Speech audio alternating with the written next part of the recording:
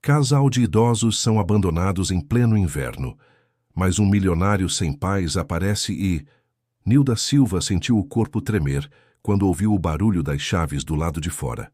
Ao lado dela, Antônio se levantou da cama com dificuldade, suas articulações protestando contra o frio da madrugada de julho em Campos do Jordão. Quando tentaram abrir a porta de casa, descobriram que não conseguiam mais entrar. As fechaduras. Eles trocaram as fechaduras, sussurrou Nilda, sua voz embargada pela incredulidade. Antônio bateu na porta com força, chamando pelos filhos, mas apenas o eco de suas próprias palavras retornou. Do lado de dentro, podia ouvir movimentos, sussurros, mas ninguém respondeu. Eles tinham sido expulsos da própria casa pelos 3 filhos, no meio do inverno mais rigoroso que a cidade serrana já havia enfrentado em décadas. Nilda puxou o xale mais apertado contra o corpo. Aos 68 anos, ela não imaginava que um dia estaria do lado de fora de sua própria casa, carregando apenas a roupa do corpo e uma pequena bolsa com seus remédios para o coração. Antônio, apesar dos 72 anos, tentava manter a postura ereta, mas ela percebia como suas mãos tremiam não apenas pelo frio. "Onde vamos dormir esta noite?" perguntou ela, olhando para o céu escuro onde pequenos flocos de neve começavam a cair. "Vamos dar um jeito", respondeu Antônio, mas sua voz não carregava a confiança de sempre. Eles caminharam pelas ruas desertas até encontrar uma pequena praça com alguns bancos de madeira. Um poste de luz oferecia uma iluminação fraca, mas pelo menos era alguma claridade naquela escuridão. Antônio tirou o casaco e estendeu sobre o banco, fazendo sinal para Nilda sentar. "Não posso aceitar seu casaco, você vai congelar", protestou ela. "Você é mais importante", disse ele. E pela primeira vez em 50 anos de casamento, Nilda viu lágrimas nos olhos do marido. Eles se sentaram juntos no banco, abraçados, tentando compartilhar o pouco calor que ainda restava em seus corpos envelhecidos. O vento cortante varria a praça, levantando folhas secas que dançavam como fantasmas ao redor deles.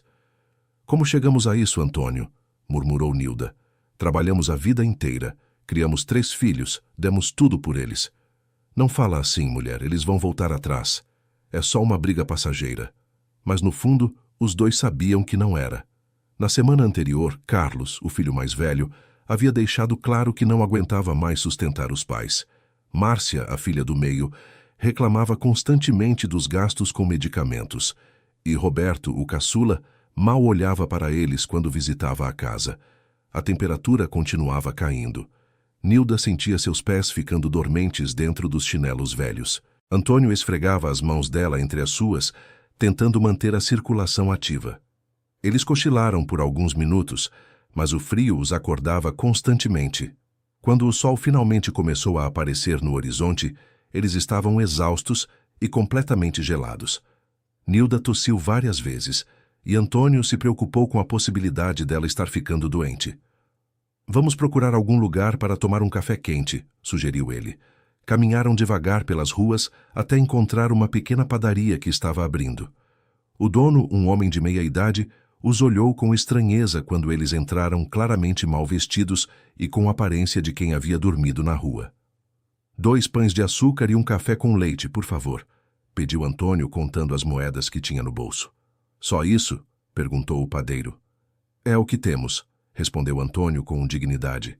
Eles se sentaram em uma mesa pequena no fundo da padaria e dividiram o café em 2 xícaras pequenas.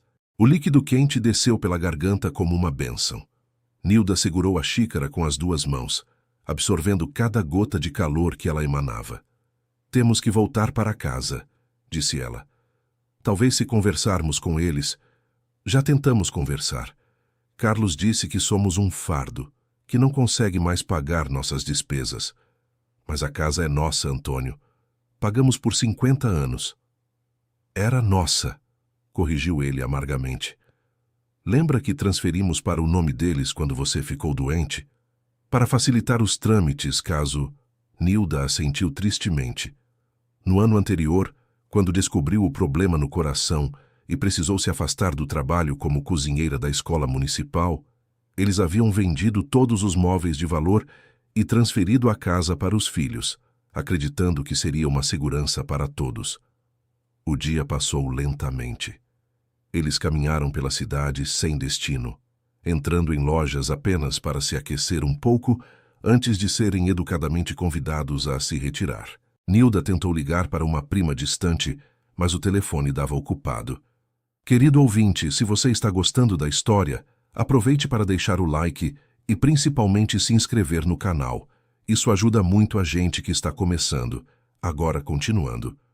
Quando a noite voltou a cair, eles retornaram à praça. O banco estava vazio, como se os esperasse. Desta vez, Antônio conseguiu algumas folhas de jornal em uma lixeira próxima para forrar o banco e oferecer um pouco de isolamento do frio. Meus remédios vão acabar amanhã, disse Nilda mexendo na pequena bolsa. Vamos dar um jeito, repetiu Antônio, mas ambos sabiam que sem os medicamentos para o coração, a situação dela poderia se complicar rapidamente. Na segunda noite, o frio estava ainda mais intenso. Nilda tremia violentamente, mesmo abraçada ao marido. Ela havia começado a tossir mais frequentemente, e Antônio temia que estivesse desenvolvendo uma pneumonia. Foi então que ouviram o som de um carro se aproximando. Um BMW preto e reluzente parou na rua em frente à praça. Um homem jovem, aparentando ter uns 35 anos, desceu do veículo. Vestia um terno caro e um sobretudo de lã. Ele olhou na direção deles por um momento, hesitou, depois se aproximou. Boa noite, disse ele educadamente. Desculpem incomodar, mas vocês estão bem? Antônio se impertigou, tentando manter a dignidade mesmo na situação humilhante. Estamos bem, obrigado. O jovem os observou mais atentamente. Era impossível não notar que eles estavam dormindo no banco há mais de uma noite. Meu nome é Rafael Mendonça. Eu moro aqui perto e não consigo deixar de notar que vocês estão em dificuldades. Não precisamos de esmola, disse Antônio rispidamente. Rafael levantou as mãos em um gesto apaziguador. Não estou oferecendo esmola. Só me preocupo quando vejo pessoas mais velhas em situação difícil. Cresci em um orfanato e sei como é não ter ninguém por perto. Nilda tocou suavemente o braço do marido. Ela conseguia perceber a sinceridade na voz do jovem. Antônio, talvez ele possa nos ajudar a encontrar um abrigo. Vocês têm filhos? Perguntou Rafael. O casal trocou um olhar carregado de dor. Temos 3, respondeu Nilda baixinho. Mas eles nos expulsaram de casa, completou Antônio, as palavras saindo como vidro moído. Mudaram as fechaduras enquanto dormíamos. Rafael sentiu uma pontada no peito. A situação lhe lembrava de suas próprias experiências de abandono. Que tal vocês jantarem algo quente comigo? Há um restaurante ali adiante que está aberto. Já dissemos que não precisamos de caridade, insistiu Antônio. E se eu disser que preciso de companhia para jantar? Que como sozinho todos os dias e seria um favor para mim? Nilda olhou para o marido com uma expressão suplicante. Ela não tinha certeza se aguentaria outra noite em jejum. Só uma sopa, cedeu Antônio finalmente. Rafael sorriu e os conduziu até um pequeno restaurante familiar nas proximidades. O dono do lugar o conhecia e os cumprimentou calorosamente. Eles se sentaram em uma mesa reservada e Rafael pediu uma refeição completa. Só uma sopa para nós, insistiu Antônio quando o garçom veio anotar o pedido. Trouxe 3 pratos do peixe assado, disse Rafael ao garçom, ignorando o protesto do idoso. E uma garrafa do vinho da casa. Durante a refeição, Rafael observou discretamente como o casal dividia cuidadosamente o prato entre eles, certificando-se de que cada um recebesse uma porção igual. Era evidente que não comiam uma refeição completa há dias. Há quanto tempo vocês trabalharam? Perguntou Rafael, tentando iniciar uma conversa. 52 anos, respondeu Nilda com orgulho. Eu cozinhava na escola municipal e Antônio cuidava da manutenção e limpeza. Alfabetizamos mais de 300 crianças durante os intervalos, acrescentou Antônio. As que vinham sem saber ler nem escrever. Rafael se inclinou para a frente, interessado. Vocês ensinavam além do trabalho oficial. As crianças chegavam na escola sem saber nem segurar um lápis direito, explicou Nilda. Não conseguíamos ver aquilo e não fazer nada. Então, nos intervalos e depois do expediente, a gente dava uma ajudinha. Muitas delas hoje são professores, enfermeiros, até um virou engenheiro, disse Antônio com um brilho orgulhoso nos olhos. Rafael sentiu um nó na garganta. Aqui estavam duas pessoas que haviam dedicado suas vidas a educar crianças e agora estavam sendo abandonadas pelos próprios filhos. E seus filhos? Como eles veem o trabalho de vocês? O semblante do casal se ensombreceu imediatamente. Eles sempre tiveram vergonha da nossa profissão, admitiu Nilda. Diziam que era trabalho de gente sem estudo. Carlos, o mais velho, é contador. Sempre falou que a gente devia ter estudado mais, completou Antônio. Márcia é professora, mas de escola particular. Diz que é diferente. E o caçula? Roberto trabalha em banco. Ele disse que não quer que os colegas saibam que os pais são zeladores de escola pública. Rafael apertou os punhos embaixo da mesa. Como filhos poderiam ter tanta falta de caráter? Por que vocês não têm mais a casa? Vendemos tudo quando Nilda ficou doente, explicou Antônio. O tratamento de câncer custou muito caro. Transferimos a casa para os filhos, achando que seria melhor para todo mundo. Eles prometeram cuidar da gente, disse Nilda, uma lágrima escorrendo pelo rosto. Disse que nunca nos faltaria nada. E o que aconteceu? Na semana passada, Carlos descobriu que nossa aposentadoria não cobria nem nossos medicamentos, contou Antônio. Ele disse que não podia mais bancar nossa manutenção, que éramos um fardo para a família. Rafael teve que se controlar para não sair dali direto para confrontar os filhos daquele casal. Onde vocês planejam ficar? Não sabemos, admitiu Nilda. Tentei ligar para alguns parentes, mas todos têm suas próprias vidas, completou Antônio. E a verdade é que não sobrou ninguém muito próximo. Rafael terminou sua refeição em silêncio, processando tudo o que havia ouvido. Quando chegou a conta, ele apagou sem permitir qualquer discussão. Venham comigo, disse ele ao se levantar. Para onde? Perguntou Antônio desconfiado. Tenho uma proposta para vocês. Mas primeiro, precisam de uma noite de sono em lugar quente e seguro. Rafael os levou para um hotel modesto, mas limpo e aquecido, nas proximidades. Reservou um quarto para eles e pagou adiantado por uma semana. Não podemos aceitar isso, protestou Antônio. Podem e vão aceitar, disse Rafael firmemente. Amanhã conversamos sobre trabalho. Vocês sabem fazer manutenção e limpeza, certo? Claro, respondeu Antônio.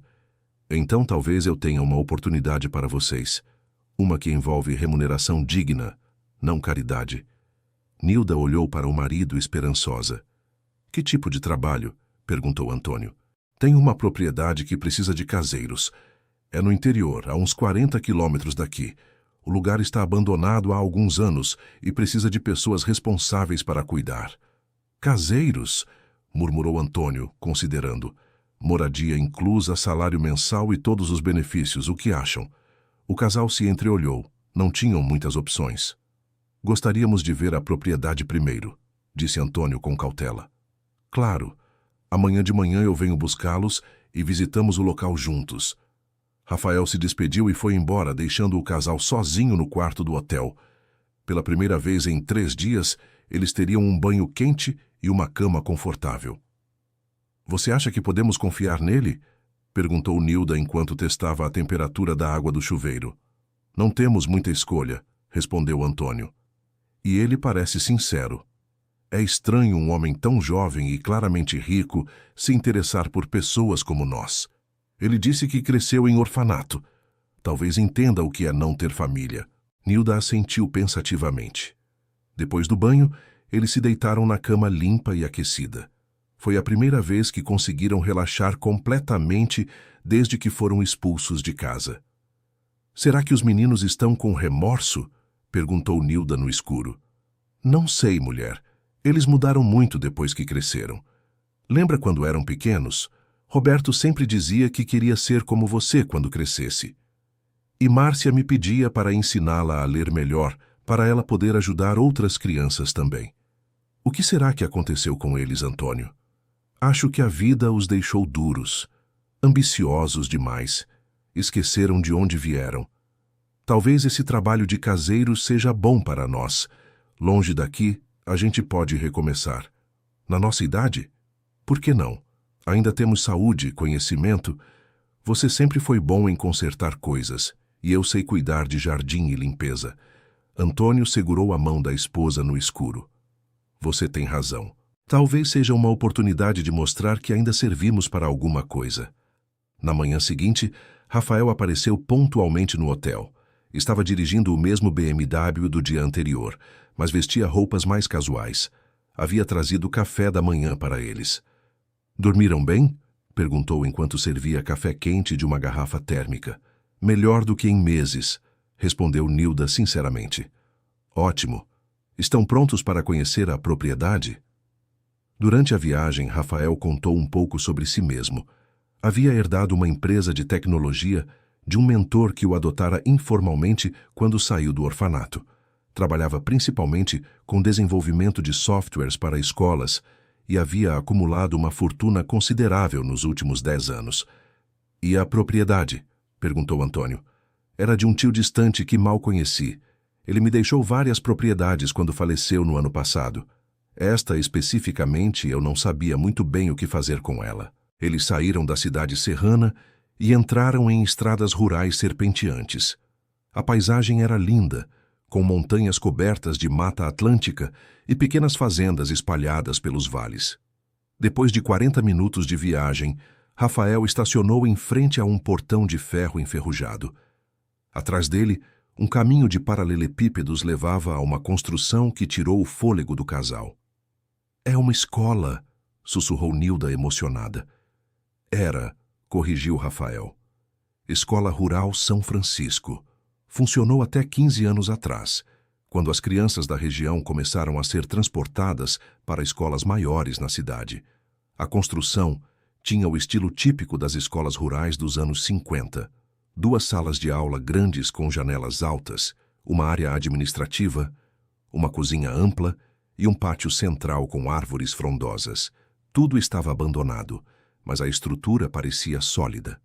Antônio caminhava pelo pátio como se estivesse revivendo memórias. Suas mãos experientes tocavam as paredes, avaliando o estado da construção.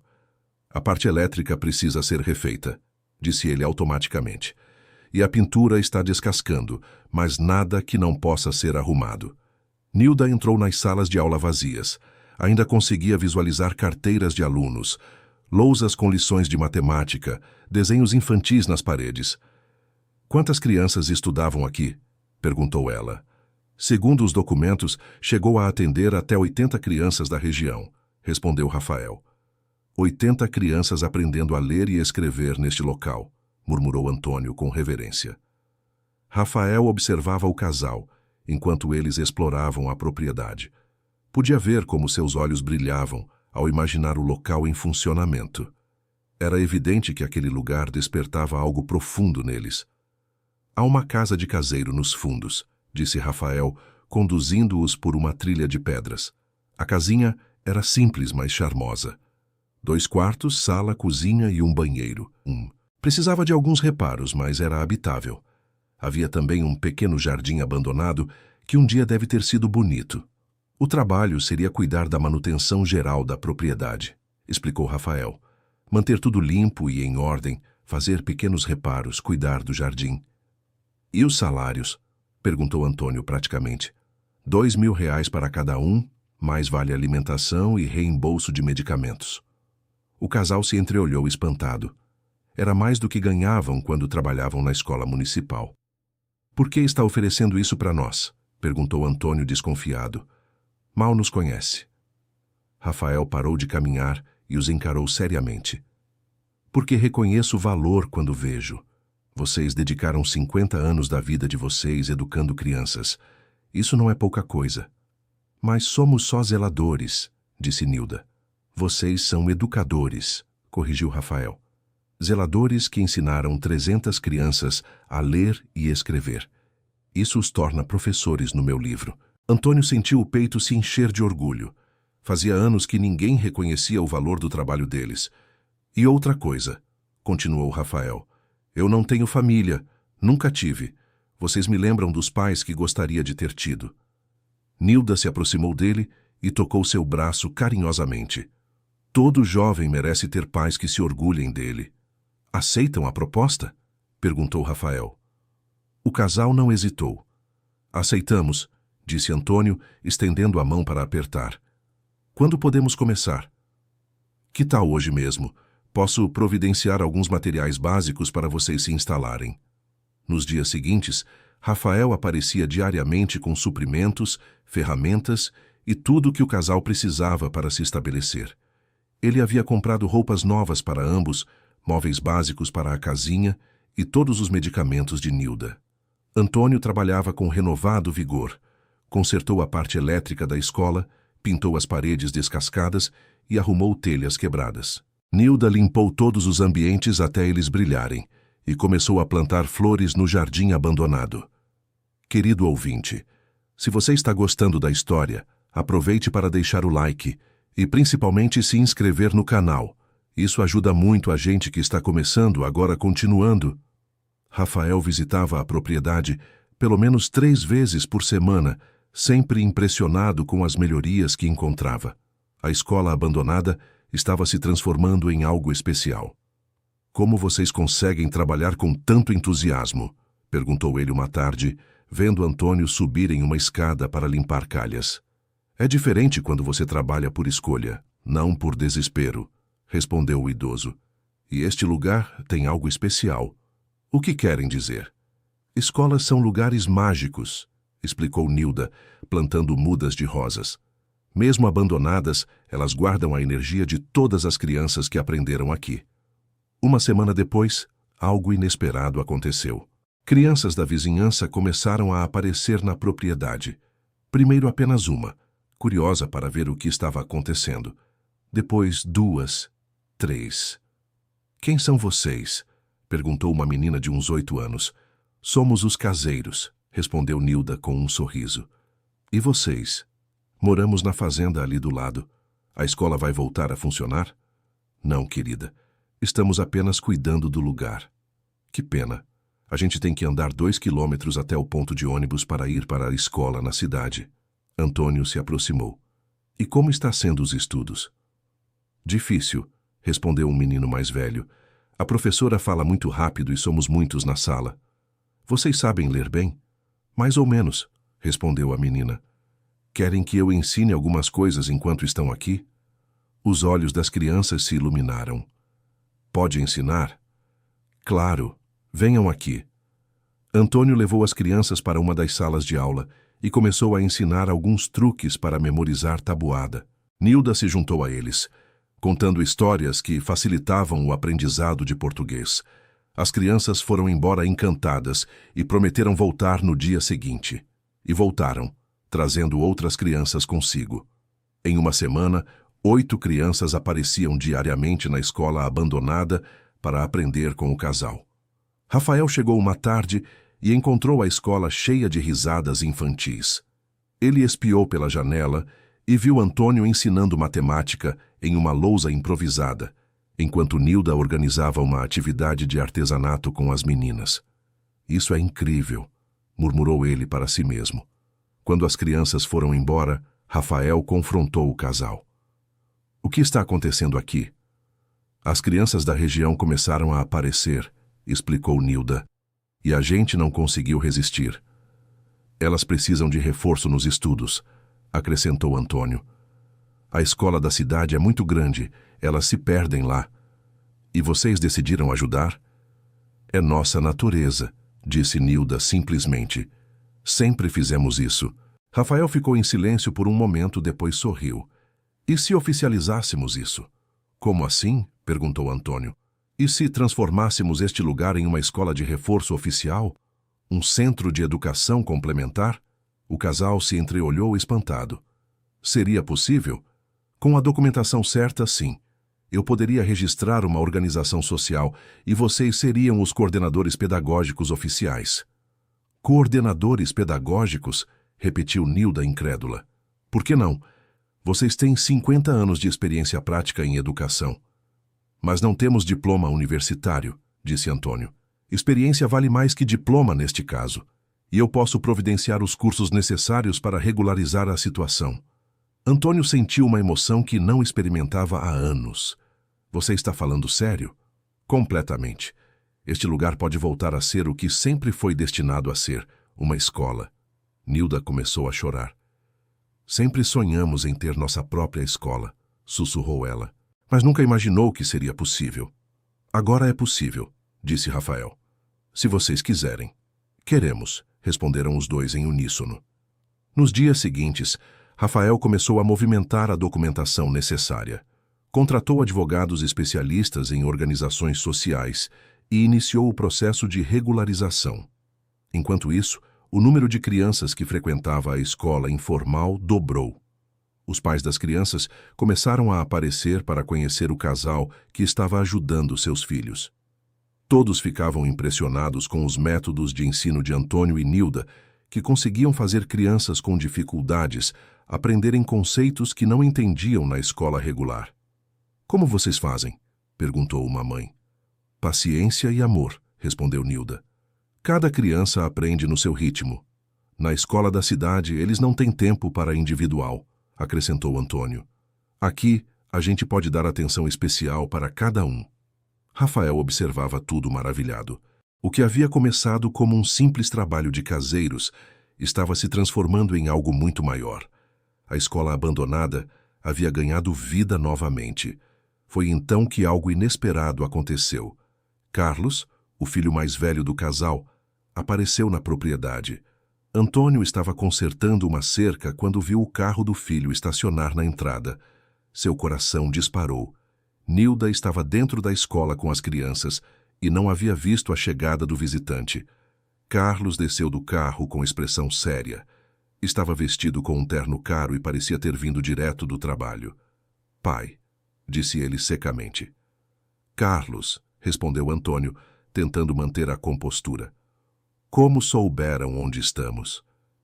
Não foi difícil. Campos do Jordão é uma cidade pequena. As pessoas falam. O que você quer?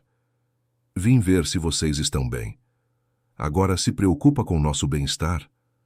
Carlos pareceu desconfortável com a pergunta direta. Pai, a situação em casa estava insustentável. Vocês sabem disso. Insustentável para quem? Para todos. O dinheiro não estava dando. Márcia tem as contas dela, Roberto tem a família. E vocês decidiram que era mais fácil se livrar dos velhos. Não foi assim. Como foi então? Perguntou Antônio, sua voz carregada de mágoa. Carlos olhou em volta, notando as melhorias na propriedade. Que lugar é este? Nosso trabalho. Nosso lar. Trabalho? Quem contratou vocês? Um jovem que entende o valor das pessoas. Que jovem? Nilda apareceu na porta da escola, atraída pelas vozes. Quando viu Carlos, seu rosto se contraiu em uma mistura de alegria e dor. Meu filho, disse ela, se aproximando. Carlos a cumprimentou friamente. Mãe, como está? Como estão Márcia e Roberto? Todos bem. E os netos? Há quanto tempo não vejo... Eles estão crescendo, mãe. A conversa estava tensa e artificial. Era evidente que Carlos não havia vindo por saudade. Sobre a pensão de vocês, disse ele finalmente revelando o verdadeiro motivo da visita. O que tem a pensão? Me perguntou Antônio. Precisamos discutir como será administrada agora que vocês não moram mais conosco. Antônio entendeu imediatamente. Carlos estava preocupado com o dinheiro da aposentadoria dos pais. A pensão é nossa, disse ele firmemente. Claro, mas vocês sempre deixaram a gente administrar para vocês. Porque morávamos na mesma casa. Agora não precisamos mais dessa administração. Carlos pareceu irritado. Pai, sejamos práticos. Vocês não entendem de banco, de investimentos. Entendemos o suficiente para saber que é nosso dinheiro. Foi nesse momento que Rafael chegou para sua visita diária. Ele estacionou ao lado do carro de Carlos e desceu, notando imediatamente a tensão no ar. Boa tarde, disse ele educadamente. Carlos o avaliou de cima a baixo, notando o carro caro e a roupa de qualidade. Carlos, este é Rafael, disse Nilda. Rafael, este é nosso filho Carlos. Prazer, disse Rafael estendendo a mão. Carlos apertou a mão com reserva. Então você é quem contratou meus pais? Isso mesmo, são funcionários excepcionais. Funcionários? Carlos pareceu surpreso. Mas eles são velhos demais para trabalhar. A idade deles é justamente o que os torna valiosos, respondeu Rafael. Experiência não se ensina. Carlos ficou claramente incomodado com a resposta. E que tipo de trabalho fazem? Coordenação pedagógica de um centro de educação complementar que estou desenvolvendo. Coordenação pedagógica? Carlos quase riu. Eles são zeladores. Rafael sentiu uma pontada de raiva, mas manteve a calma. Na verdade, eles são educadores. Passaram 50 anos ensinando crianças e fazendo diferença na vida delas. Ensinar. Eles eram zeladores de escola pública. Zeladores que alfabetizaram centenas de crianças no horário livre. Isso os torna professores, na minha opinião. Carlos pareceu ainda mais irritado. Olha, não sei que jogo você está jogando, mas meus pais são pessoas simples. Não entendo por que alguém como você se interessaria por eles. A implicação era clara. Rafael devia ter segundas intenções. Talvez porque eu reconheço o valor humano quando vejo, respondeu Rafael calmamente. Valor humano? Seus pais dedicaram a vida deles a educar crianças.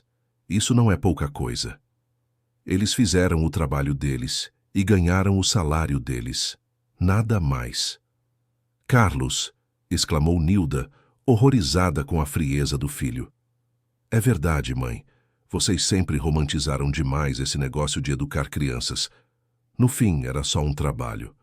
Antônio sentiu como se tivesse levado um soco no estômago. Só um trabalho? Repetiu ele. Só um trabalho, confirmou Carlos. E agora vocês estão velhos demais para qualquer trabalho. Rafael deu um passo à frente. Acho que você está enganado. Seus pais são duas das pessoas mais competentes que já conheci. E você os conhece há quanto tempo? Uma semana? Tempo suficiente para reconhecer caráter. Carlos deu uma risada sarcástica. Caráter. Deixe-me adivinhar. Você quer transformá-los em algum tipo de projeto social para limpar sua consciência de rico. Carlos, pare, implorou Nilda. Não, mãe. Alguém precisa falar a verdade aqui. Carlos se virou para Rafael.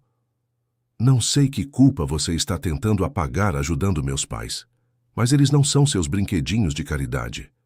Rafael respirou fundo. Você está certo sobre uma coisa. Eu tenho culpa. A culpa de nunca ter tido pais como os seus.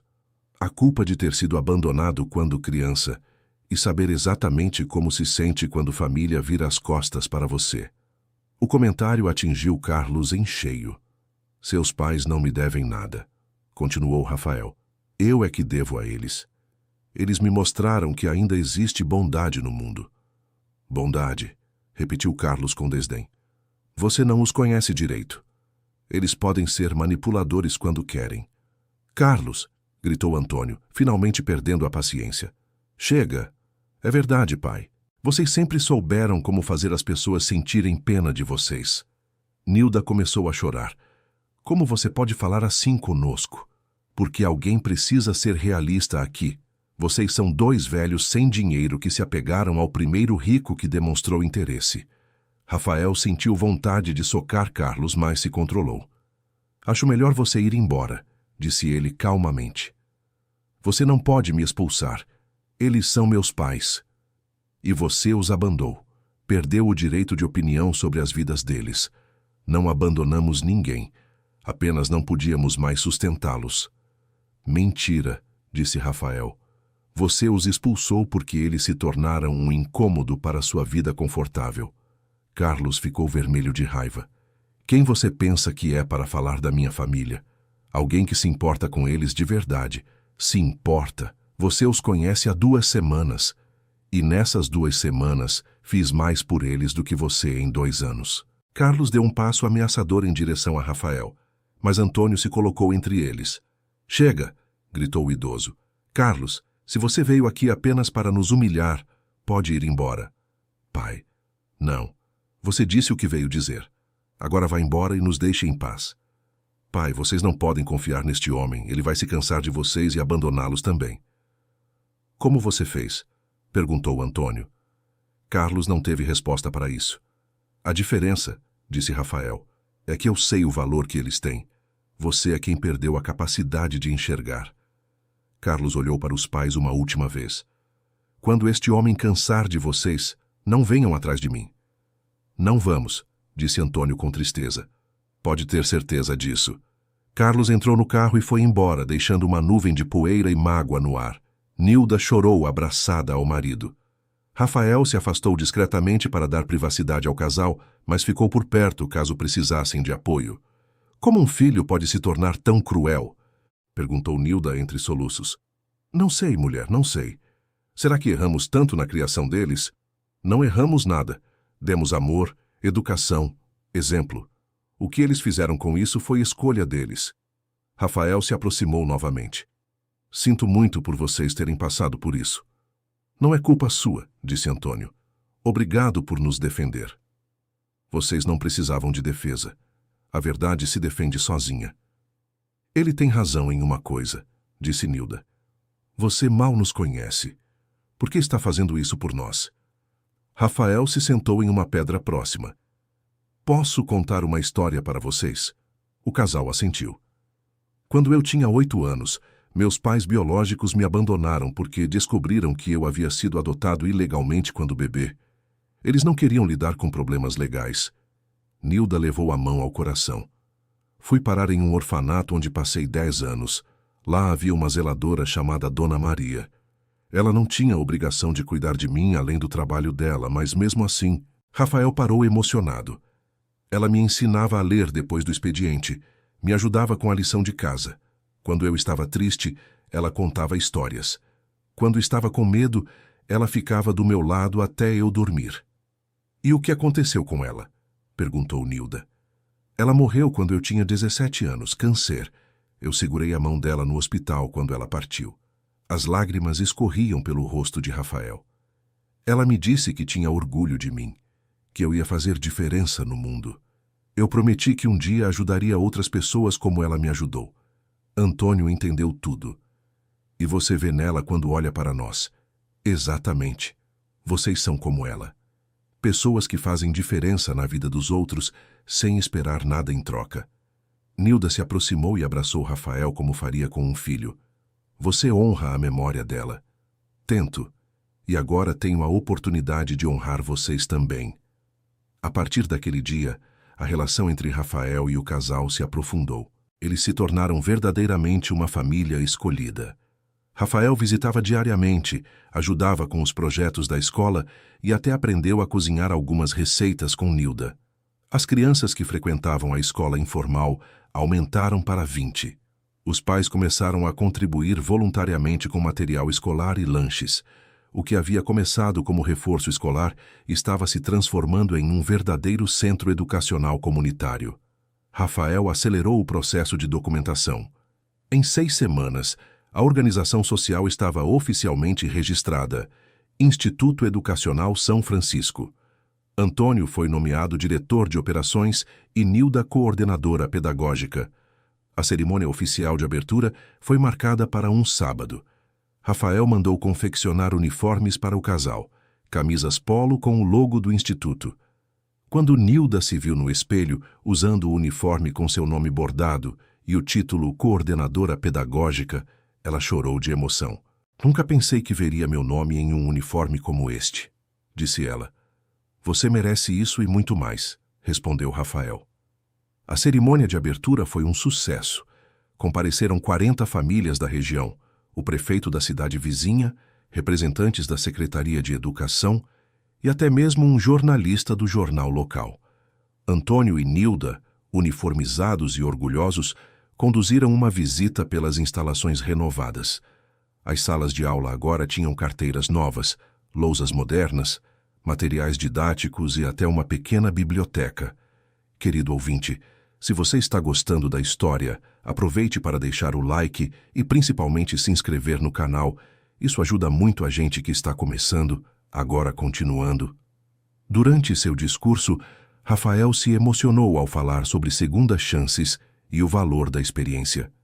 Este instituto não é apenas uma escola, disse ele para a plateia. É a prova de que nunca é tarde para recomeçar. Nunca é tarde para fazer diferença. O prefeito se comprometeu a encaminhar crianças com dificuldades de aprendizagem para o instituto. A Secretaria de Educação ofereceu parceria para fornecimento de material didático. O jornalista pediu uma entrevista exclusiva com o casal, mas nem tudo foram flores. 3 dias depois da cerimônia, Márcia e Roberto, os outros 2 filhos do casal, apareceram na escola. Eles chegaram juntos, dirigindo o carro de Roberto. Antônio os viu pela janela da sala de aula, onde estava organizando material para a aula da tarde. "Nilda, vem cá", chamou ele. "O que foi?"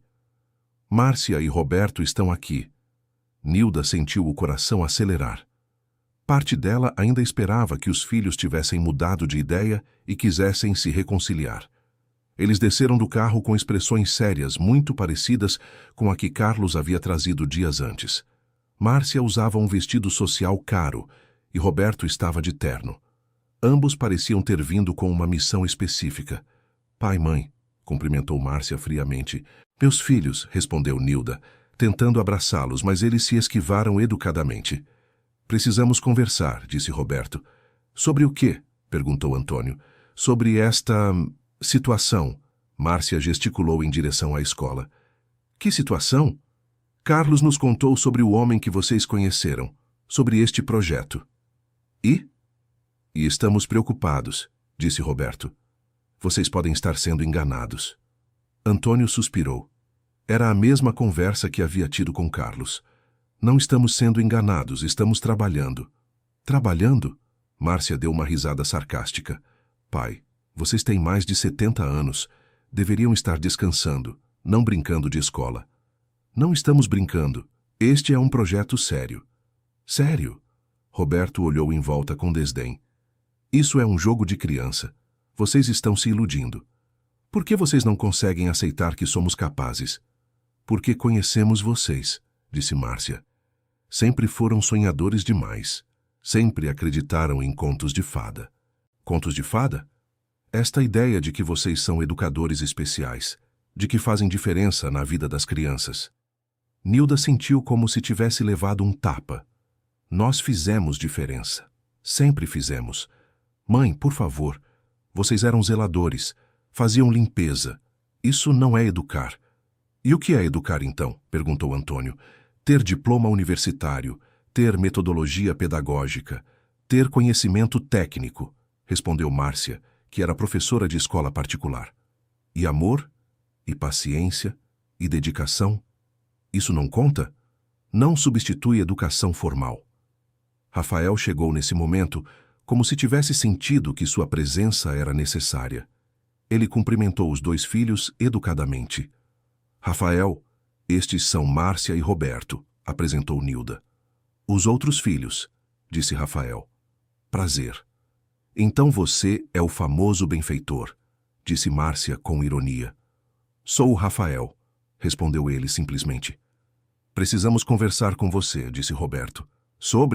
Sobre seus planos com nossos pais." "Meus planos são simples. Oferecer a eles a oportunidade de fazer o que sempre fizeram de melhor." "Que é?" "Educar crianças." "Eles não são educadores", disse Márcia firmemente. "São zeladores aposentados, com 50 anos de experiência educando crianças informalmente. Isso não os qualifica para dirigir uma escola. Esta não é uma escola formal, é um centro de reforço educacional. Seja como for, eles não têm qualificação para isso." Rafael se irritou com a insistência. "Que qualificação vocês acham que eles deveriam ter?" "Diploma em pedagogia, no mínimo", respondeu Roberto. "E 50 anos de prática não valem nada?" "Prática de zelador, não de professor." "Vocês já viram seus pais trabalhando com crianças?" "Claro", disse Márcia. "Eles sempre traziam essas histórias para casa sobre as crianças da escola." "E não perceberam o talento natural deles?" "Talento?" Roberto riu. "Eles são pessoas simples fazendo coisas simples." Rafael respirou fundo, tentando se controlar. "Simples? Seus pais alfabetizaram 300 crianças no tempo livre. Isso é simples?"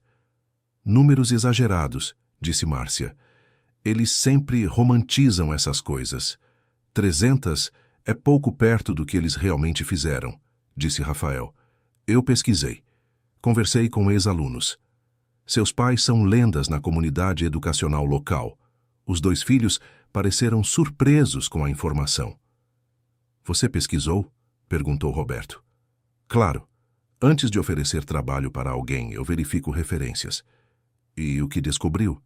Que seus pais são 2 das pessoas mais respeitadas que já passaram pelo sistema educacional da região. Ex-alunos deles hoje são professores, enfermeiros, engenheiros. Márcia e Roberto se entreolharam, claramente não esperando essa revelação. Mesmo que isso seja verdade, disse Márcia. Eles são velhos demais para trabalhar. Velhos demais para quê? Para compartilhar conhecimento? Para amar crianças? Para fazer diferença?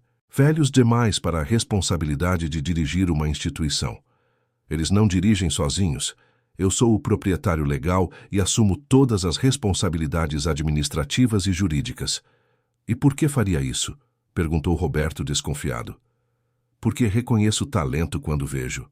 Ou porque tem segundas intenções. Rafael perdeu a paciência. Que segundas intenções eu poderia ter com um casal de idosos? Não sabemos, disse Márcia. Mas achamos estranho um homem rico se interessar por pessoas simples como nossos pais.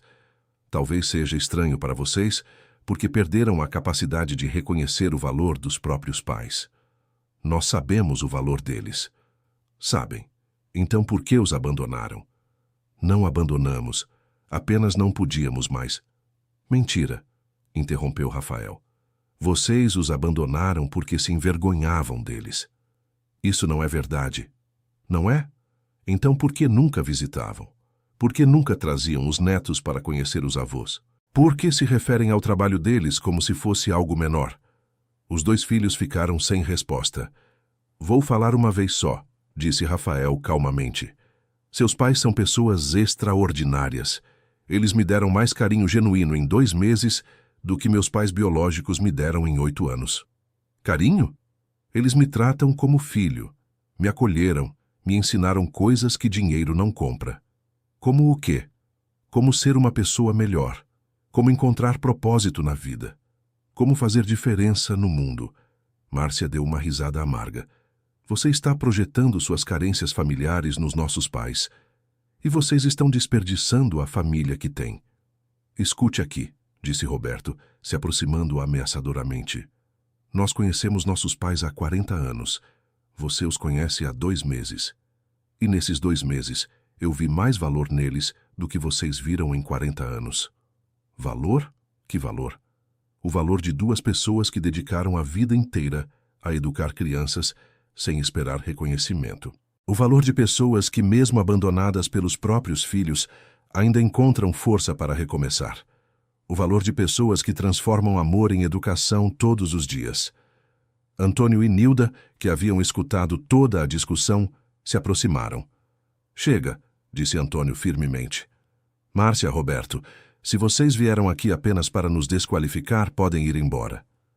Pai, estamos preocupados com vocês, disse Márcia, mudando o tom para algo mais suave e manipulador. Preocupados com o quê? Com este homem. Ele pode estar se aproveitando de vocês.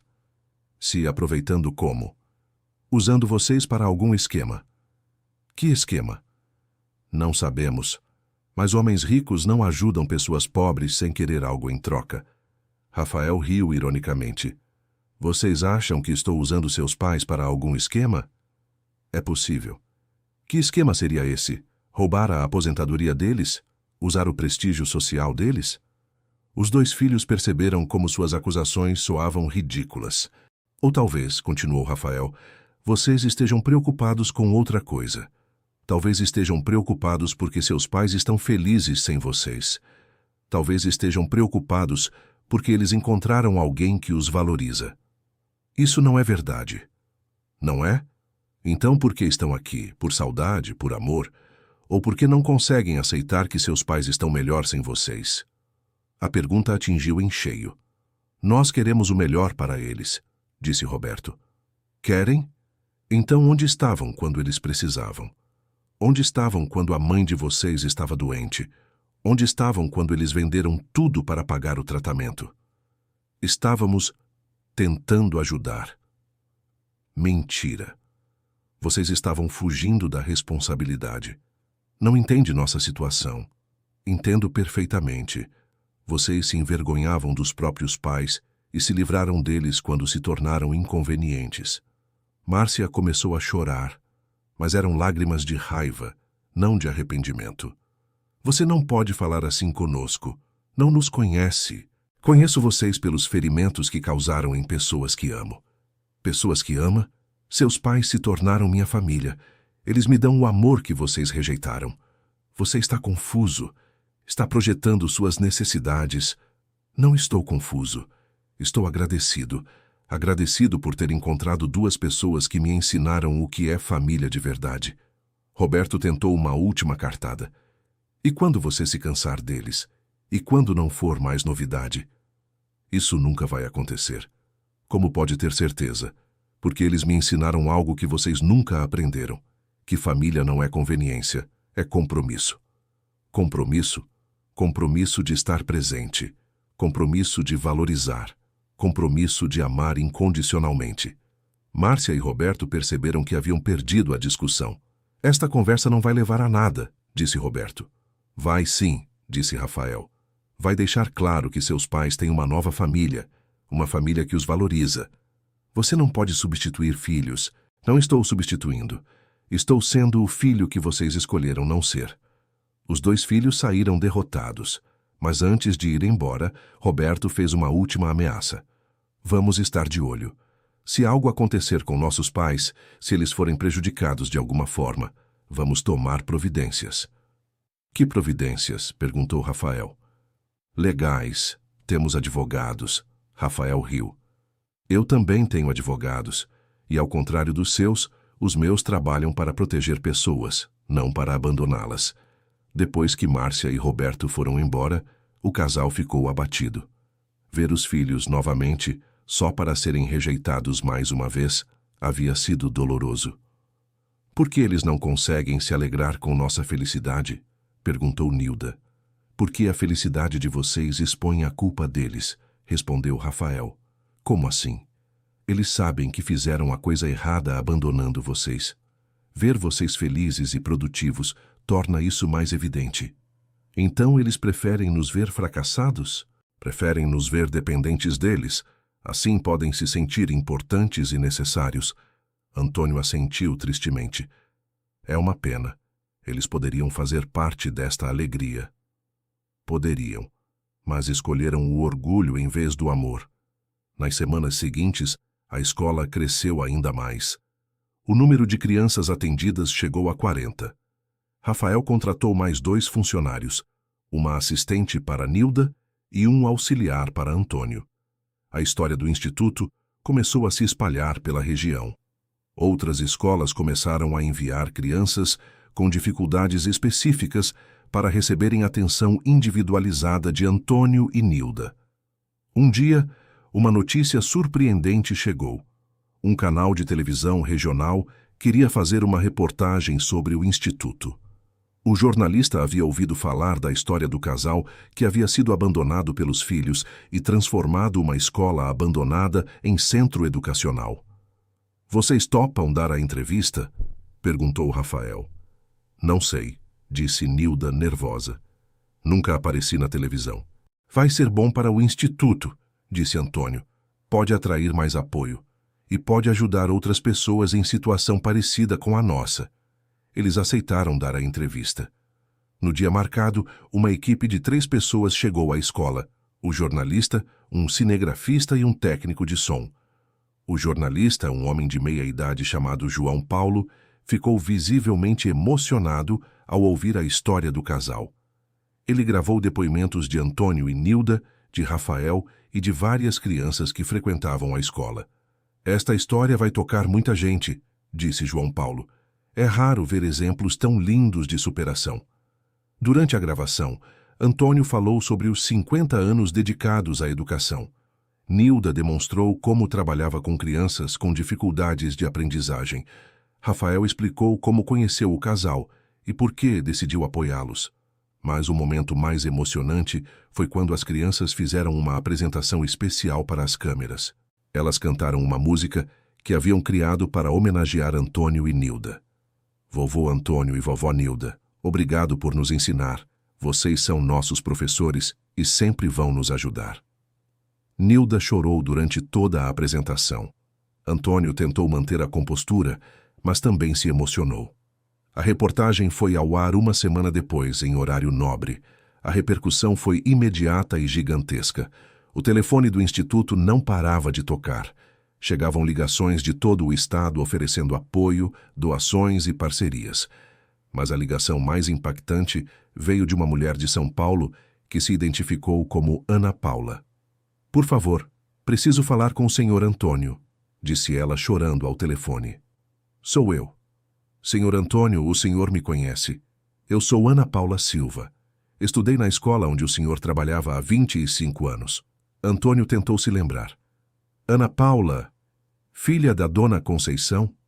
"Isso mesmo. O senhor lembra de mim?" "Claro que lembro. Você era uma menina muito esperta." Senhor Antônio, eu vi a reportagem na televisão e não consegui parar de chorar." "Por quê, filha?" "Porque o senhor mudou minha vida. O senhor e a dona Nilda." "Como assim?" "Eu cheguei naquela escola sem saber ler uma palavra. Minha família era muito pobre, meus pais analfabetos. Eu ia reprovar na primeira série." Antônio se lembrava agora. Ana Paula havia sido uma das primeiras crianças que eles alfabetizaram fora do horário. "Você aprendeu muito rápido", disse ele, "porque vocês tiveram paciência comigo. Ficavam depois da aula, me ensinavam com carinho, nunca desistiam. Era nosso prazer ajudar." "Senhor Antônio, o senhor quer saber o que eu faço hoje?" "Claro. Eu sou médica, pediatra, e tudo começou porque vocês me ensinaram a ler." Antônio sentou na cadeira, emocionado. "Médica? Nossa Ana Paula virou médica?" "E não é só isso. Eu tenho uma clínica em São Paulo onde atendo crianças carentes de graça. Tudo inspirado no exemplo de vocês." "Meu Deus, senhor Antônio, vocês não imaginam quantas vidas vocês tocaram. Quantas pessoas hoje são diferentes porque vocês acreditaram nelas." "Ana Paula, eu quero ajudar o instituto de vocês. Quero contribuir financeiramente e também trazer minha experiência." "Não é necessário, filha. É necessário sim. Vocês me deram uma vida. Agora é minha vez de retribuir." Ana Paula se tornou uma das principais apoiadoras do Instituto. Ela organizou uma rede de ex-alunos de Antônio e Nilda que se mobilizaram para apoiar o projeto. Nos meses seguintes, histórias similares se multiplicaram. Ex-alunos apareciam de toda parte para prestar depoimentos sobre como o casal havia impactado suas vidas. Um engenheiro que aprendeu matemática com Antônio ofereceu reformar gratuitamente toda a parte elétrica da escola. Uma professora que havia sido alfabetizada por Nilda doou uma biblioteca completa. Um empresário que o casal ajudara na infância financiou a construção de 2 salas de aula adicionais. O instituto cresceu tanto que Rafael precisou registrá-lo oficialmente como organização de utilidade pública. Antônio e Nilda, agora com salários dignos e reconhecimento público, brilhavam de felicidade. Foi então que os 3 filhos fizeram uma última tentativa de interferir na vida dos pais. Eles contrataram um advogado e entraram com uma ação legal, alegando que Rafael estava explorando 2 idosos em estado de vulnerabilidade mental. A acusação era grave e poderia resultar no fechamento do instituto e na separação do casal de Rafael.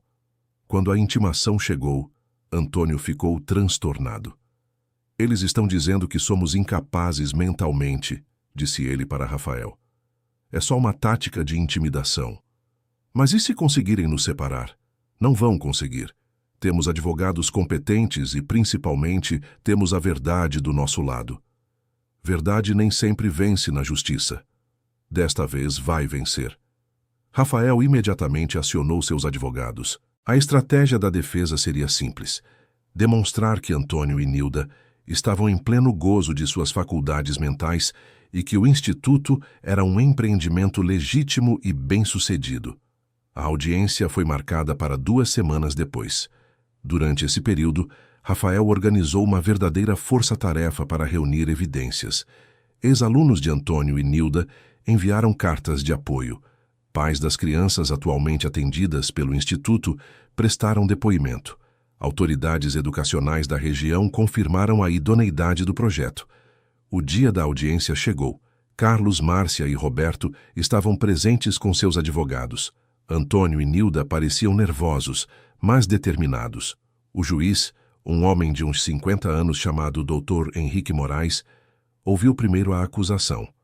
O advogado dos filhos argumentou que 2 idosos de mais de 70 anos não tinham condições mentais para administrar uma instituição educacional. Alegou que Rafael estava se aproveitando da vulnerabilidade emocional do casal para ganhos pessoais. Quando chegou a vez da defesa, o advogado de Rafael apresentou uma pilha de documentos, avaliações psicológicas atestando a sanidade mental do casal, cartas de apoio de centenas de ex-alunos, relatórios financeiros provando a transparência do Instituto. Mas o momento decisivo foi quando o juiz decidiu ouvir o próprio casal. "Senhor Antônio", disse o juiz, "o senhor entende do que se trata este processo?" "Entendo perfeitamente, meritíssimo. Meus filhos acreditam que sou incapaz de tomar minhas próprias decisões." "E o que o senhor tem a dizer sobre isso?" "Que trabalhei 52 anos da minha vida. Criei 3 filhos. Alfabetizei centenas de crianças. Se isso não me qualifica para saber o que é melhor para mim, não sei o que qualificaria." O juiz fez algumas perguntas técnicas sobre o funcionamento do Instituto.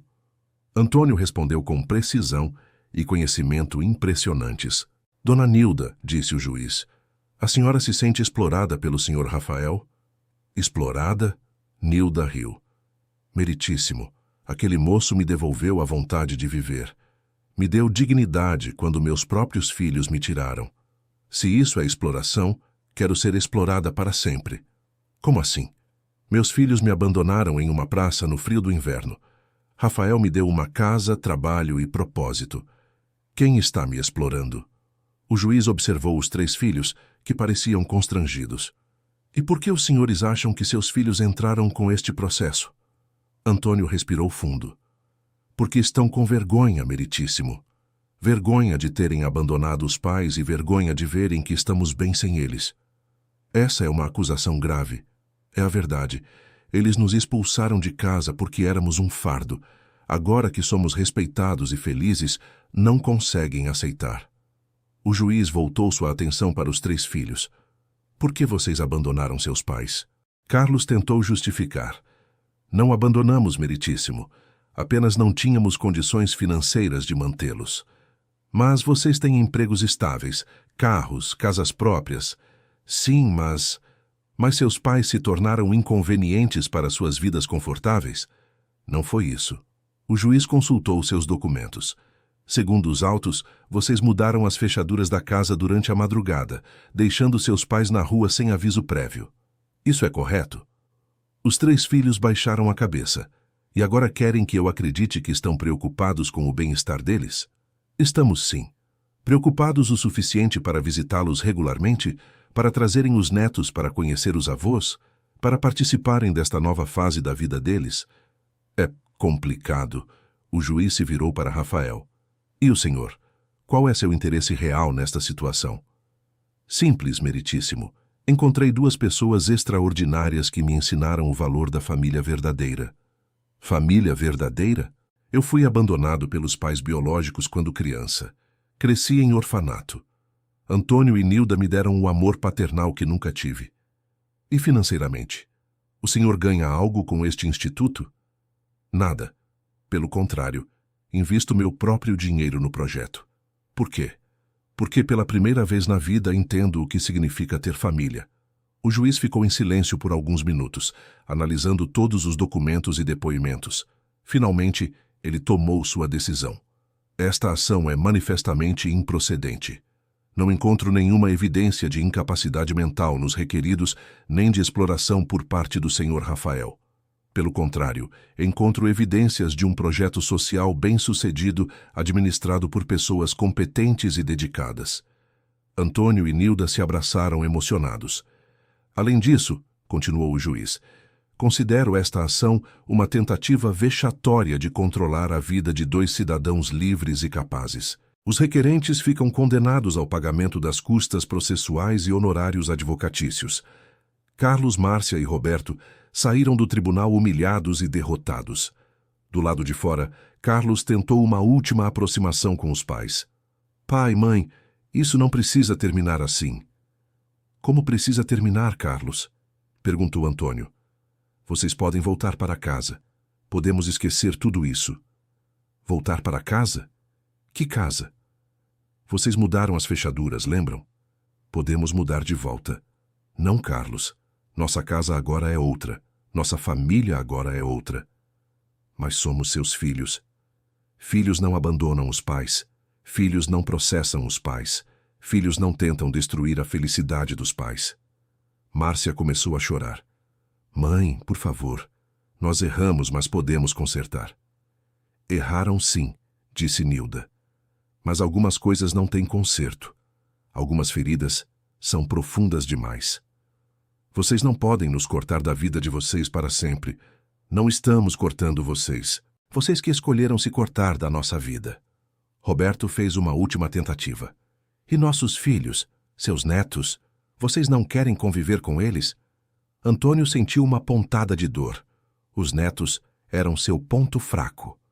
Claro que queremos, disse ele. Mas vocês usam as crianças como barganha. Isso não é amor, é chantagem. Não é chantagem, é família. Família de verdade não precisa de chantagem, disse Rafael se aproximando. Família de verdade ama incondicionalmente. Você não entende, disse Carlos para Rafael. Eles são nossos pais. Eram seus pais. Vocês abdicaram desse privilégio quando os abandonaram. Privilégio? Sim, privilégio. Ter pais como os seus é um privilégio que vocês desperdiçaram. Os 3 filhos finalmente entenderam que haviam perdido os pais para sempre. Eles foram embora derrotados, deixando Antônio, Nilda e Rafael comemorarem a vitória. Nos meses seguintes, a vida do trio se estabilizou em uma rotina feliz e produtiva. O Instituto atendia agora 60 crianças. Antônio e Nilda trabalhavam com paixão renovada. Rafael havia mudado sua residência para perto da escola para estar sempre próximo da família adotiva. Eles jantavam juntos todas as noites, discutindo os eventos do dia e planejando melhorias para o Instituto. Rafael aprendeu a cozinhar algumas receitas com Nilda. Antônio ensinou Rafael alguns truques de marcenaria nos fins de semana. A história do Instituto ganhou reconhecimento nacional quando um grande canal de televisão fez um documentário sobre projetos sociais inovadores. O Instituto foi escolhido como um dos destaques. O documentário mostrou crianças que haviam melhorado drasticamente na escola depois de frequentar o Instituto. Mostrou ex-alunos de Antônio e Nilda que agora eram profissionais bem-sucedidos. Mostrou a transformação da escola abandonada em centro educacional vibrante. Mas o momento mais emocionante foi quando o documentário revelou que Rafael havia criado um fundo de 10 milhões de reais para replicar o modelo do Instituto em outras regiões do país. Por que este investimento? Perguntou o jornalista. Porque finalmente entendi que o verdadeiro sucesso não se mede em dinheiro, respondeu Rafael. Se mede em vidas que você toca, em diferenças que você faz, em amor que você compartilha. O documentário terminou com uma cena tocante. Antônio e Nilda plantando uma árvore no jardim da escola, simbolizando crescimento e permanência. Rafael estava ao lado deles, cavando a terra com as próprias mãos. Esta árvore vai crescer junto com nosso projeto, disse Nilda para a câmera. E quando estivermos velhos demais para trabalhar, ela vai continuar aqui, lembrando que o amor e a educação são eternos. A árvore plantada naquele dia era uma jabuticabeira, que com o tempo produziria frutos doces para as crianças da escola. 2 anos depois, o Instituto São Francisco havia se tornado referência nacional em educação complementar. Antônio e Nilda, agora com 75 e 71 anos, respectivamente, continuavam trabalhando com energia e dedicação. Rafael, aos 38 anos, havia encontrado não apenas uma família, mas também um propósito de vida que dinheiro jamais poderia comprar. Os 3 filhos nunca mais apareceram. Ocasionalmente, Nilda recebia notícias deles através de conhecidos em comum, mas nunca houve tentativa de reconciliação sincera. A dor do abandono nunca desapareceu completamente, mas foi sendo substituída pela alegria de uma nova família e pelo orgulho de um trabalho que realmente fazia diferença. Uma tarde de outono, 3 anos depois do primeiro encontro na praça, Antônio estava ensinando matemática para um grupo de crianças quando teve uma revelação profunda. "Sabe, Nilda", disse ele durante o intervalo, "eu agradeço por nossos filhos terem nos abandonado." "Como assim? Se eles não tivessem feito isso, nunca teríamos descoberto nossa verdadeira vocação. Nunca teríamos conhecido Rafael. Nunca teríamos vivido este momento de realização." Nilda olhou pela janela e viu Rafael brincando no pátio com as crianças, rindo como nunca havia rido na infância. "Você tem razão", disse ela. "Às vezes, as piores coisas que acontecem conosco nos levam às melhores coisas de nossas vidas. E a melhor coisa foi descobrir que família não é sobre sangue. É sobre escolha, cuidado e amor verdadeiro." Naquele momento, uma das crianças correu até eles. "Vovô Antônio, vovó Nilda, o tio Rafael disse que vocês vão ensinar na escola nova também." "Que escola nova?" perguntou Nilda. "A que ele vai construir na cidade vizinha. Ele disse que vocês vão treinar os professores de lá." Antônio e Nilda se olharam e sorriram. Rafael sempre tinha surpresas para eles. Quando Rafael entrou na sala, eles o confrontaram sobre a novidade. "É verdade isso da escola nova?" perguntou Antônio. "Surpresa", disse Rafael sorrindo. "Consegui aprovação para o 2º instituto, e vocês vão ser os supervisores pedagógicos regionais." "O que isso significa?" perguntou Nilda. "Significa que vocês vão ensinar outros educadores a fazer o que vocês fazem. Vão multiplicar seu conhecimento." "Nós? Ensinar outros professores? Por que não? Vocês são os melhores educadores que conheço." Nilda começou a chorar de emoção. "Nunca imaginamos que chegaríamos a isso." "A ensinar outros professores aos 70 anos de idade", completou Antônio, incrédulo. "A idade de vocês é justamente o que torna isso especial", disse Rafael. "Experiência não se ensina em universidade. Se aprende vivendo, fazendo, amando." 5 anos depois do primeiro encontro na praça, existiam 6 institutos funcionando em diferentes regiões. Antônio e Nilda, agora com 77 e 73 anos, viajavam pelo país treinando educadores e supervisionando a implementação da metodologia que haviam desenvolvido.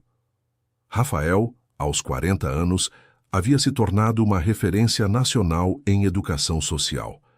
Mas mais importante que isso, havia se tornado filho, neto, irmão e amigo de 2 pessoas extraordinárias que transformaram sua vida.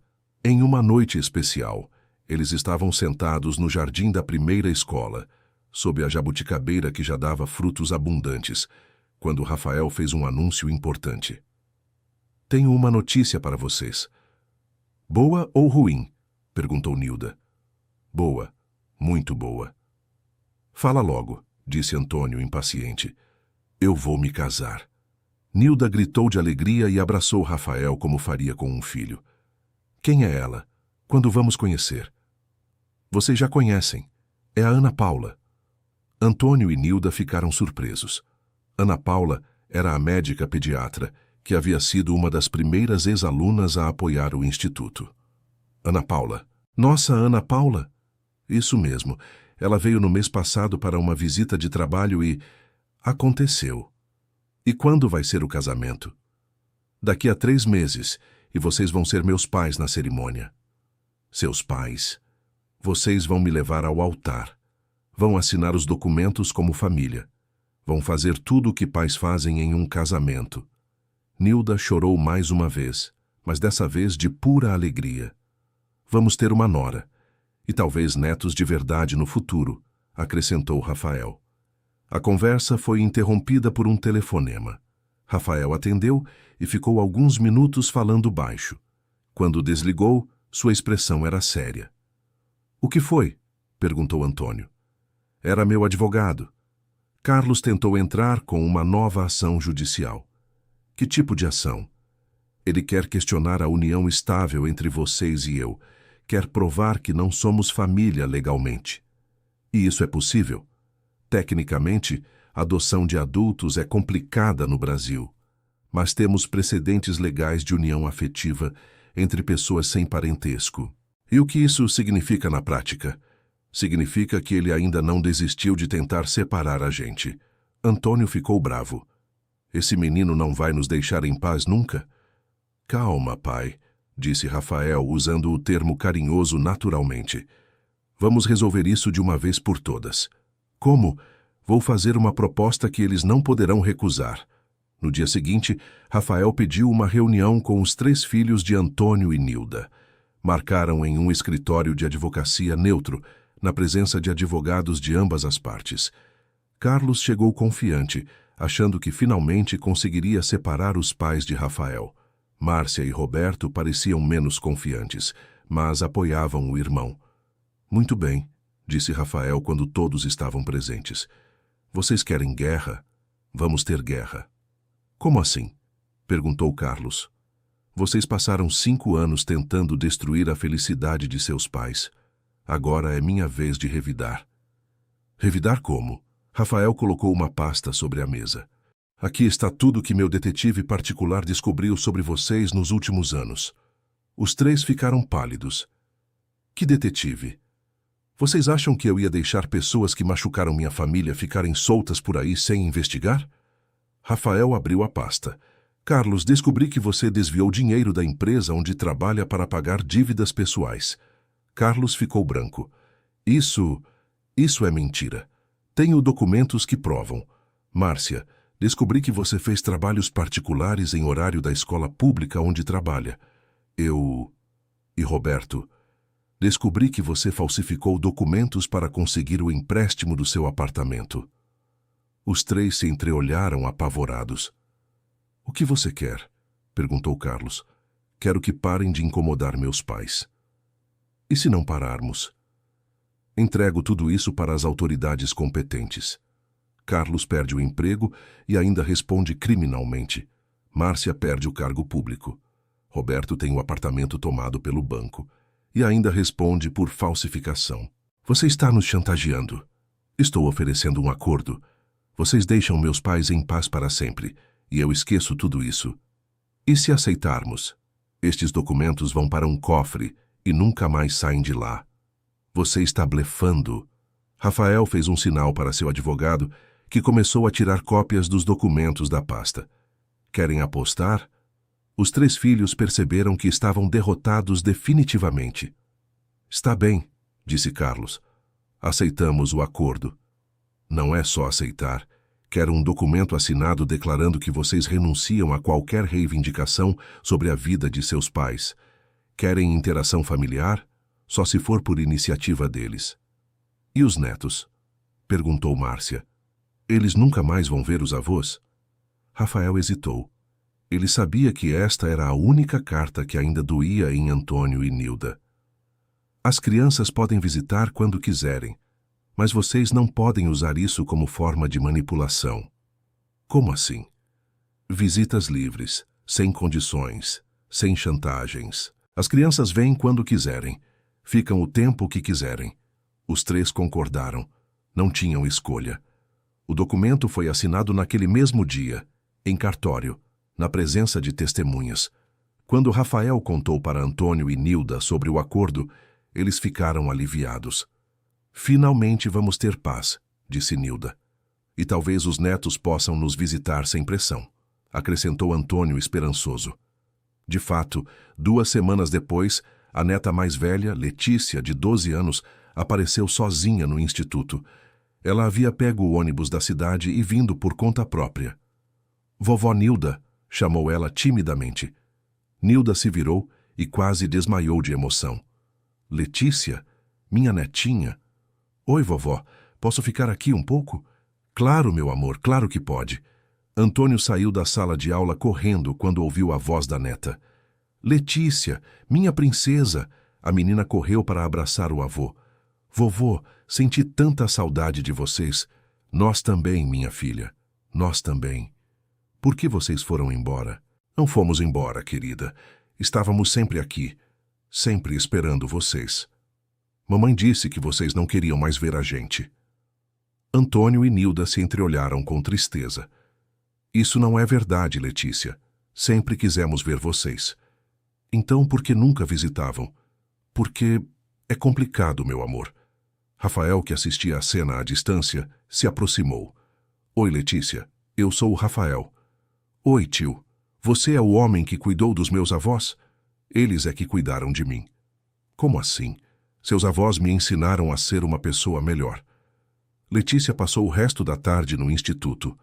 Ela brincou com as outras crianças, ajudou Nilda na horta e ouviu histórias que Antônio contava na roda de leitura. Quando chegou a hora de voltar para casa, ela estava relutante em ir embora. Posso voltar amanhã? Claro, meu amor. Pode voltar sempre que quiser. E meus irmãos? Posso trazê-los? Pode sim. Vou contar para eles como aqui é legal. Nos dias seguintes, os outros netos começaram a aparecer. Primeiro veio Miguel, de 10 anos. Depois Carla, de 8. Todos ficavam encantados com o instituto e com o carinho dos avós. As crianças começaram a frequentar o instituto regularmente. Elas ajudavam nas atividades, brincavam com as outras crianças e criaram uma rotina de visitas. Um dia, Letícia fez uma pergunta que surpreendeu a todos. Vovó, por que vocês não moravam mais com a gente? Nilda não sabia como explicar sem magoar a menina. Às vezes, os adultos tomam decisões complicadas, meu amor. Mas eu senti falta de vocês. Nós também sentimos falta de vocês. Vocês podem morar com a gente de novo? Antônio se ajoelhou na altura da neta. Querida, agora a gente mora aqui. Este é nosso lar. Mas vocês sempre serão bem-vindos aqui. Sempre. Sempre. E quando vocês ficarem mais velhos? Mesmo quando ficarmos mais velhos. Promete? Prometo. A relação com os netos trouxe uma nova camada de felicidade para Antônio e Nilda. Eles finalmente podiam exercer o papel de avós que sempre sonharam. Rafael observava tudo com alegria. Ele sabia que aquela era uma vitória importante para sua família adotiva. 6 meses depois, chegou o dia do casamento de Rafael e Ana Paula. A cerimônia foi realizada no jardim do primeiro instituto, sob a jabuticabeira que agora estava carregada de frutos. Antônio, orgulhoso e elegante em um terno novo, conduziu Rafael ao altar. Nilda, emocionada e linda em um vestido azul claro, acompanhou Ana Paula até o altar. Quem entrega esta noiva? Perguntou o juiz. Eu, Nilda Silva, como mãe do coração, entrego Ana Paula para Rafael, meu filho do coração, disse Nilda com a voz embargada. E quem apresenta este noivo? Eu, Antônio Silva, como pai do coração, apresento Rafael, meu filho amado, disse Antônio com orgulho. A cerimônia foi simples, mas emocionante. Estavam presentes 50 convidados, funcionários do instituto, ex-alunos de Antônio e Nilda, crianças da escola e autoridades locais. Os netos do casal também estavam presentes, mas os 3 filhos não apareceram. Durante os votos, Rafael olhou para Antônio e Nilda. Ana Paula, prometo amar você como aprendi a amar com Antônio e Nilda. Prometo cuidar de você como eles cuidaram de mim. Prometo ser o marido que eles me ensinaram a ser. Ana Paula também se emocionou em seus votos. Rafael, prometo amar você como Dona Nilda me ensinou que o amor verdadeiro é. Prometo apoiar seus sonhos como o Senhor Antônio me ensinou que a família faz. Quando o juiz pediu os anéis, foi Antônio quem entregou o anel para Rafael e Nilda quem entregou o anel para Ana Paula. Pelo poder que me foi conferido e com a bênção da família aqui presente, eu os declaro marido e mulher, disse o juiz. Rafael e Ana Paula se beijaram sob uma chuva de pétalas de rosas que as crianças jogaram. A festa foi animada e durou até tarde. Antônio dançou com Ana Paula, Nilda dançou com Rafael. Os netos correram e brincaram com as outras crianças. No final da noite, quando quase todos já haviam ido embora, Rafael fez um brinde especial. Quero brindar às duas pessoas que me ensinaram o que é família. Antônio e Nilda, vocês transformaram um órfão em filho, um solitário em amado, um rico vazio em homem completo. E quero brindar ao homem que nos devolveu a dignidade quando tudo parecia perdido, respondeu Antônio. A família que escolhemos e que nos escolheu de volta, disse Nilda. A família verdadeira, disseram os três juntos. 1 ano depois do casamento, Ana Paula engravidou. A notícia trouxe uma alegria indescritível para Antônio e Nilda, que finalmente seriam avós de sangue de uma criança que cresceria conhecendo e amando eles. Será que vocês têm energia para ser avós de um bebê? Brincou Rafael. Temos energia para tudo que envolve família, respondeu Nilda. E experiência também, acrescentou Antônio.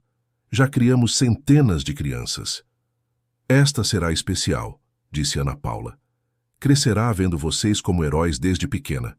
O bebê nasceu numa manhã ensolarada de primavera. Uma menina linda que recebeu o nome de Maria Eduarda, em homenagem à Dona Maria que criou Rafael no orfanato. Quando Antônio pegou a neta recém-nascida no colo, suas lágrimas caíram sobre o rostinho pequeno. Bem-vinda à família, Maria Eduarda, sussurrou ele. Você vai crescer sabendo que é amada por 4 gerações. Nilda observava emocionada. Aos 74 anos, ela finalmente tinha uma neta que cresceria conhecendo seu amor desde o primeiro dia. Ela vai estudar na nossa escola, disse Nilda para Ana Paula. Claro que vai, e vai aprender com os melhores educadores que conheço.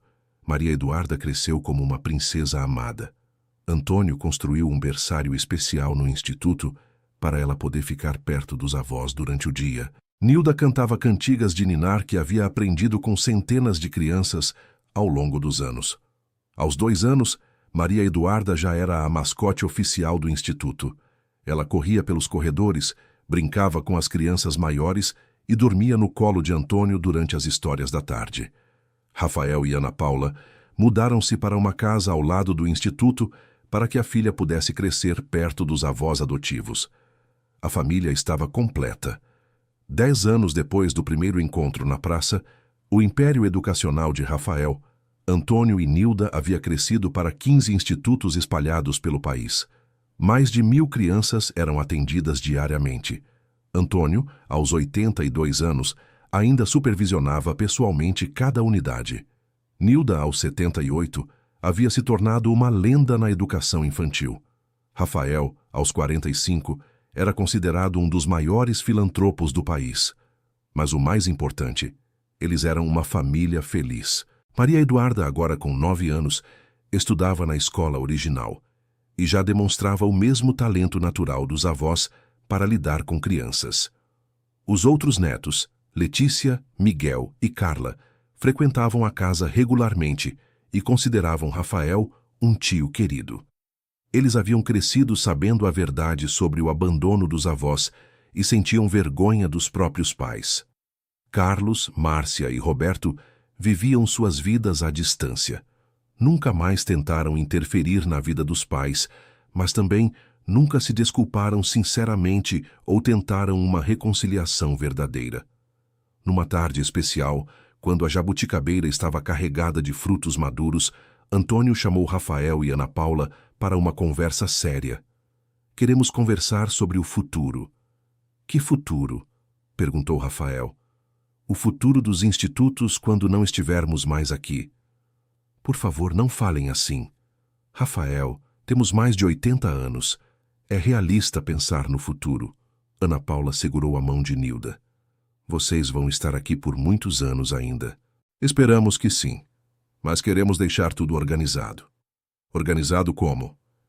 Queremos que vocês sejam os herdeiros de tudo, dos institutos, da metodologia, do legado.